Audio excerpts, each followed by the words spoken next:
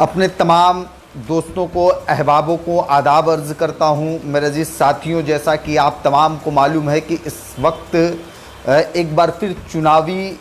बयार चल रही है और बिहार में असेंबली के इंतखाबात इस वक्त ज़ोर और शोर से चल रहे हैं। अगर AIMIM की बात की जाए तो बिहार में अपने अलायंस के साथ वो इलेक्शन को कंटेस्ट कर रही है और इस बार जो अलायंस हुआ है कहीं ना कहीं वो बिहार की जो सियासी रणनीति थी उस पर एक खासा असर डाल रही है। जाहिर सी बात है कि उत्तर प्रदेश और बिहार की जो पॉलिटिक्स है वो सिमिलर है, एक तरीके की पॉलिटिक्स है। और अगर बिहार में AIMIM कामयाब होती है और उसके अलायंस कामयाब होते हैं तो यकीनन उसके असर उत्तर प्रदेश के अंदर बहुत ही ज़बरदस्त पड़ने वाले हैं। बिहार के इंतखाबात के दौरान में वहाँ पर बसपा से AIMIM का अलायंस है, RLSVP से MIM का अलायंस है और राजभर जी की पार्टी उससे अलायंस है और देवेंद्र यादव जी की पार्टी, इन तमाम 4-5 दलों को मिला करके एक अलायंस बना हुआ है जो इस बार इलेक्शन में वहाँ पर अपना खासा प्रभाव डाल रहा है। जो वहाँ के राजनीतिक एक्सपर्ट हैं और जो न्यूज़ चैनल से और तमाम लोगों की जो थॉट्स आ रहे हैं उससे ये लग रहा है कि वहाँ पर MIM बहुत ही मजबूती के साथ इस बार कंटेस्ट करेगी। MIM को लेकर के इसलिए ज़्यादा वो है क्योंकि अब तक आज़ादी के 70 सालों के दरमियान में इस मुल्क का माइनॉरिटी तबके का सबसे बड़ा मेजॉरिटी तबका यानी कि मुसलमान, उसके साथ बड़ी ही नाइंसाफ़ियाँ हुई है। ये बात इमरान बंटी नहीं बल्कि उसके लिए तमाम कमीशन बनाए गए। उन कमीशन की रिपोर्ट ये कहती, चाहे वो जस्टिस सच्चर हो, महमूदुर रहमान कमेटी हो, इस तरीके की तमाम कमेटीज़ का गठन हुआ। उस कमेटी ने जब अपनी रिपोर्ट दी तो यकीनी तौर पर यह महसूस हुआ कि कहीं ना कहीं कि नहीं साहब, इस मुल्क के जो सबसे बड़ी माइनॉरिटी की मेजॉरिटी है उसके साथ नाइंसाफ़ी हुई। उसको आज नौकरियों में हिस्सेदारी नहीं है, उस मुस्लिम कम्युनिटी के पास उसके इलाकों में हॉस्पिटल्स नहीं है, तालीम की अच्छी व्यवस्थाएं नहीं हैं और रोज़गार उनके पास नहीं है। तमाम की तमाम चीज़ें ये चाहे वो जस्टिस सच्चर कमेटी रही हो, चाहे महमूदुर रहमान कमेटी, चाहे रंगनाथ मिश्रा रही हो, इन तमाम कमेटीज़ ने अपने इज़हार ख्याल जो है वो रिपोर्ट्स में दिए हैं बाकायदा पूरा रिसर्च करने के बाद। अब रही बात कि ऐसी हालात में जब इस मुल्क के मुस्लिम कम्युनिटी को जब इंसाफ नहीं मिला तो कहीं ना कहीं मुस्लिम कम्युनिटी को ये महसूस होने लगा कि हमारे पास एक अपना कायद नहीं, हमारे पास एक लीडर नहीं है जो हमारी आवाज़ को बुलंद कर सके, जो हमारी आवाज़ को यहाँ से ऐवान असेंबली, ऐवान पार्लियामेंट या जो है मजबूत नुमाइंदगी कर सके। जाहिर सी बात है कि सारे मुस्लिम कम्युनिटी के दिल और दिमाग में ये कश्मकश था कि मुस्लिम कम्युनिटी के दरमियान में बैरिस्टर असदुद्दीन ओवैसी जैसा कायद इस मुल्क को मिला जिस पर आज इस मुल्क का अक्सरियती मुस्लिम कम्युनिटी और कहीं ना कहीं दलित भी बहुत ही तेजी के साथ उनके जानिब मुतवज्जे हो रहे हैं। तो अब जब जो मुस्लिम कम्युनिटी के जो दिलों के दर्द थे, जब वो दर्द पार्लियामेंट में बयान होने लगे, सड़कों पर बयान होने लगे, तो मुस्लिम कम्युनिटी को कहीं ना कहीं ये महसूस हुआ कि नहीं, ये हमारी तर्जुमानी ये हो रही है, ये तो जो है तो हमारी बात, जो हमारे दिल की बात थी, जो हमारे दिल का दर्द था, उसे ओवैसी साहब उस दर्द को बयान कर रहे हैं। और कहीं ना कहीं ओवैसी साहब, उनकी पार्टी AIMIM, हमारी पार्टी AIMIM और पूरे मुल्क के मुस्लिम कम्युनिटी और दलित की आपस में कनेक्टिविटी इतनी ज़बरदस्त हो गई कि आज जितने भी दल हैं सबको ये घबराहट हो रही है कि कहीं मजलिस इत्तेहादुल मुस्लिमीन AIMIM कहीं ऐसा ना हो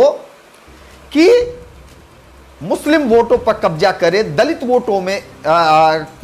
ले और उसके बाद पूरे मुल्क की राजनीति की दिशा और दशा बदल जाए और एक नया विकल्प आ जाए। ये तमाम, चाहे उत्तर प्रदेश में हमारी समाजवादी पार्टी रही हो, अपने दौरे इख्तिदार में इन्होंने बैरिस्टर असदुद्दीन ओवैसी साहब को उत्तर प्रदेश में आने की इजाज़त नहीं दिया, ये खौफ था।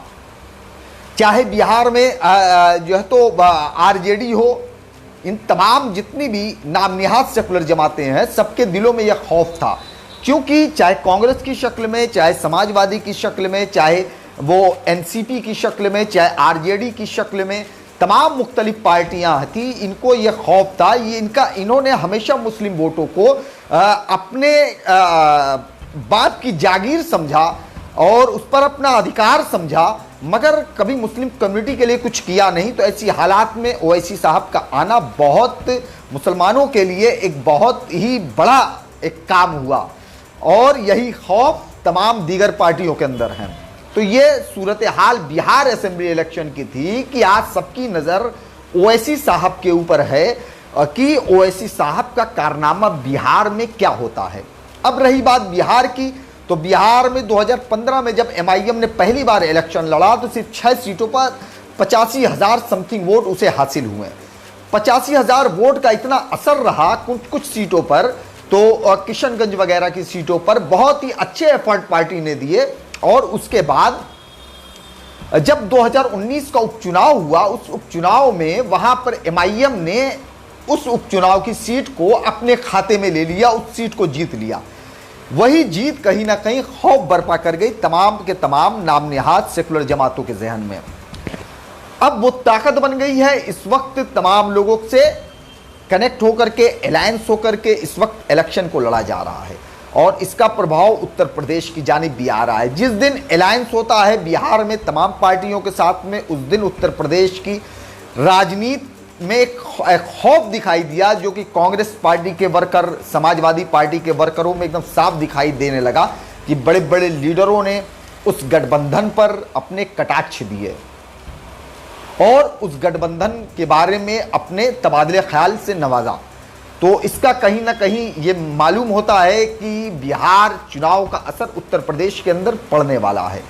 सबसे बड़ा जो बात यह है कि उत्तर बिहार के इलेक्शन में बसपा और एमआईएम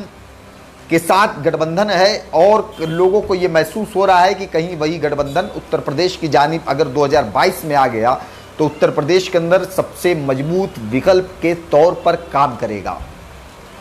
और पूरे मुल्क की सियासत भी इसी पर तय होती है, क्योंकि यही कांग्रेस पार्टी ने जब तक दौर इख्तिदार में रही तो उसके पास 2 ही वोट बैंक थे, एक दलित था, एक मुस्लिम था। और आज यकीनन ये दोनों वोट बैंक उससे छोड़ करके जा चुके हैं। इसलिए आज कांग्रेस पार्टी जो है वो एकदम बेवा की जमात हो गई है, जिसका कोई देखने और पुरसाने हाल नहीं है। तो अब रही बात कि बिहार के इलेक्शन से जब उत्तर प्रदेश की जानिब जब बढ़ेगा मामला,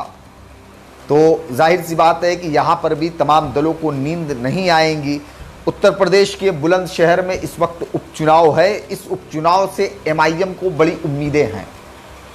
हम तमाम लोग भी उपचुनाव में शिरकत करेंगे, मेहनत किया जाएगा, और हम तमाम लोगों को पूरी उम्मीद है कि बुलंदशहर से एक बहुत ही चौंकाने वाला रिजल्ट आने वाला है। बुलंदशहर में पार्टी ने अपने कैंडिडेट को घोषित कर दिया है, कल उसके नॉमिनेशन भी है, और उत्तर प्रदेश के तमाम प्रादेशिक लीडरों से बातचीत के दौरान ये पता लगा कि बहुत सारे ऐसी भी सीटें हैं जहां पर और भी सीटों पर एमआईएम इलेक्शन को कंटेस्ट कर सकती है, जो कि तमाम उस पर विचार और विमर्श चल रहे हैं, जो उपचुनाव हैं। तो जाहिर सी बात है कि अगर उपचुनाव में एमआईएम अगर आती है, क्योंकि एमआईएम का इतिहास रहा है कि अभी प्रतापगढ़ इलेक्शन में, बाई इलेक्शन में, जब वहां पर इसरार अहमद साहब उम्मीदवार बन करके एमआईएम के जानिब से चुनाव को कंटेस्ट किया, तो बीजेपी वहां पर चुनाव जीतती है। दूसरे नंबर पर समाजवादी रहती है 23,000 वोट पा करके, और 22,000 वोट पा करके एमआईएम वहां रहती है, और कांग्रेस और बसपा ये 17 और 18,000 वोट पर सिमट कर रह जाती है। वहां तीसरी सबसे लार्जेस्ट पार्टी बन के एमआईएम निकल करके आती है।